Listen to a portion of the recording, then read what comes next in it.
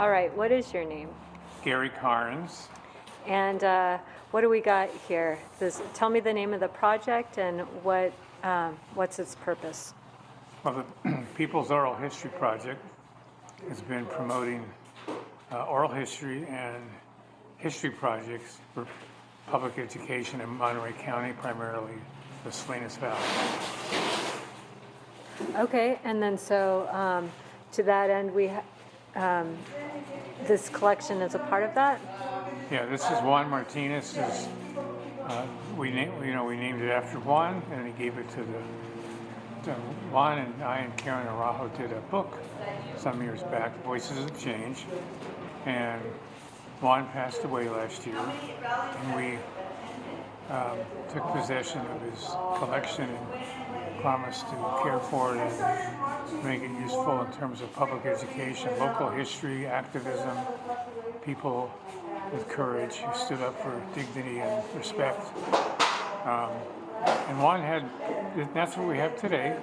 We've rented the Teamster Hall here in Salinas, and with a grant, a small grant, we're able to take some time and take a look at it, see what we have, with the amazing things that Juan collected, and make them, put them in more protective cover, and make them ready for public use. What was it like for you this last 2 days being here and seeing all this stuff taken out of storage, and what kind of feelings or memories came back to you? Well, it's sort of like Christmas morning when you look opening up your Christmas presents. For me, I get excited about that kind of thing. And I knew somewhat what Juan had, but now we're really taking a look at things, and we're putting them in better, so they're protected better. And it means a lot to me because it was Juan's lifetime collection, his activism, and that of many people and various causes from the 1960s through today in Monterey County. Were there any surprises in terms of things that you found or others found the last couple days?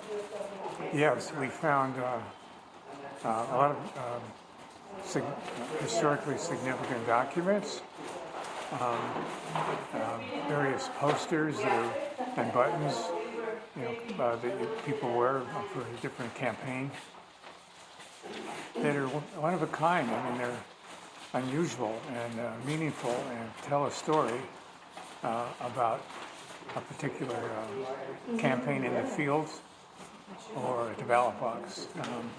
But also many things that are Native American, cultural, heritage issues that Juan had for multi-purposes. He had things for where he could provide the community with a historical perspective or a cultural perspective in English and Spanish, and that needs to be preserved.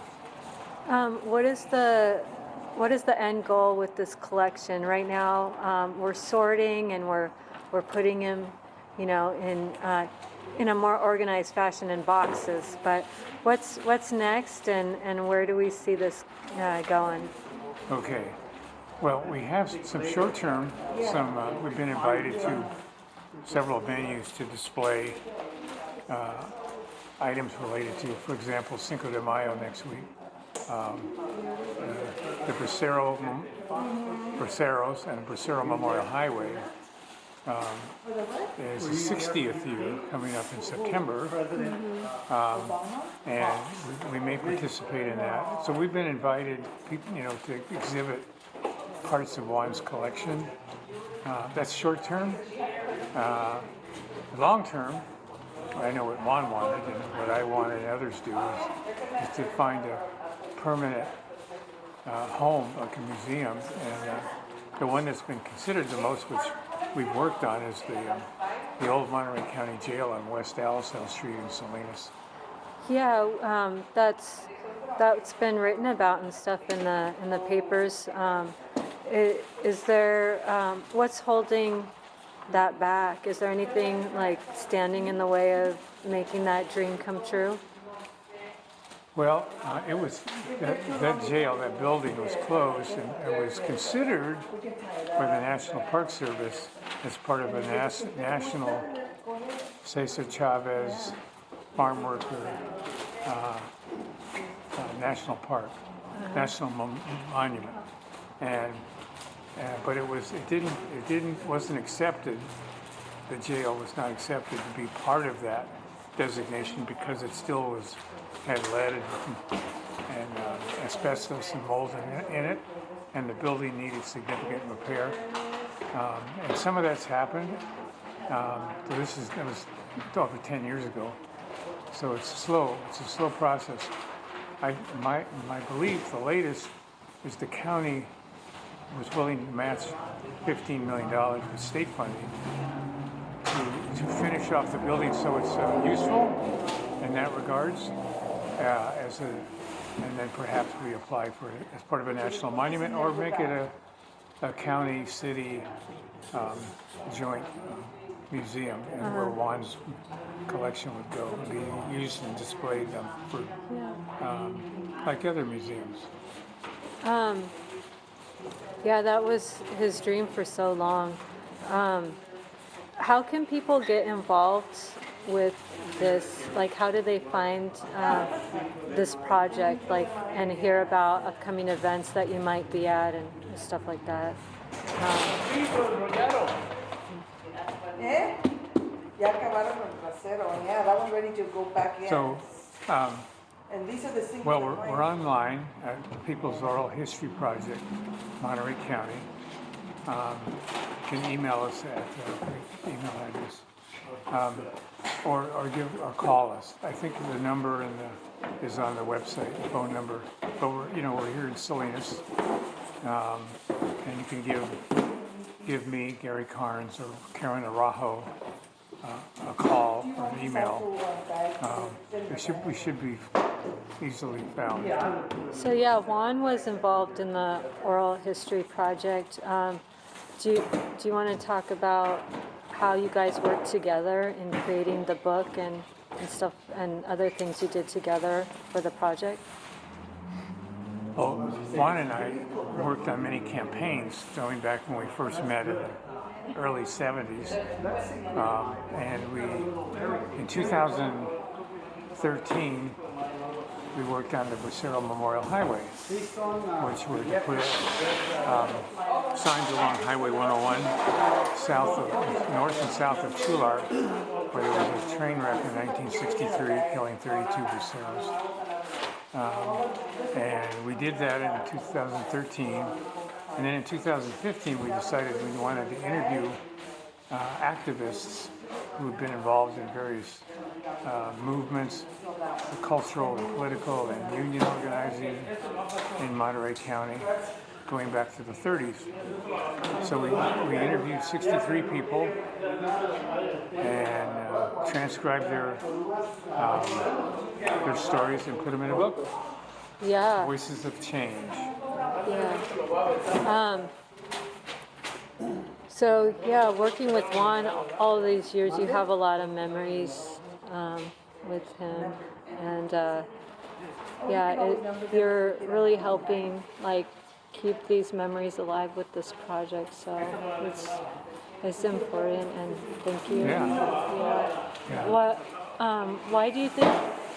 Why is it important to you that these go to schools or events and things like that? Well, as you know, there's been a movement since the 1960s to be more inclusive in the understanding, the writing, and presentation of history. History has been, in the past, excluded the great majority of people who weren't considered important enough to put in a history book. People who built this country. And but in the 60s, there were demands for basically, the folks who built this country were included in the history of this country. And there was like Latino, Mexican American, African American studies programs.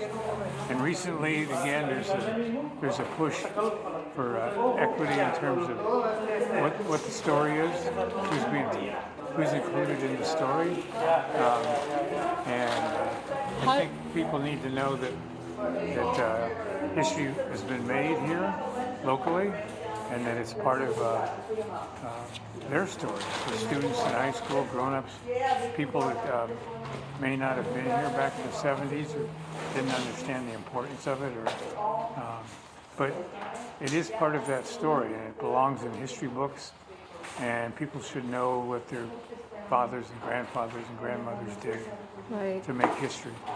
Right, and in the collection, besides posters and newspaper articles and documents, there's other things like farm tools and those types of artifacts. Do you know, like, if those were from Juan growing up, or some of these old stuff? Like, do you know where they came from? Well, Juan, I think, started to keep things, and both of us were, back in the late 60s, early 70s, there was a lot of activism in this country and civil rights movement, and there was a civil rights movement here. There was, what that was involved was art and culture and music that supported those movements. So that's part of what we see here, posters, but some of it was just working conditions, union contracts, short-handled hose, banners, a way to get the message out, and the importance of why unions were important, and specifically the United Farm Workers Union in the 70s and 80s. So there's, but what Juan had also included Mexican culture, and where he could put on an exhibit of Mexican culture, Chicano culture, Mexican history, Chicano history, labor history. It's all part of what we've been saving, and what we're doing today is helping preserve these items, clean some things up,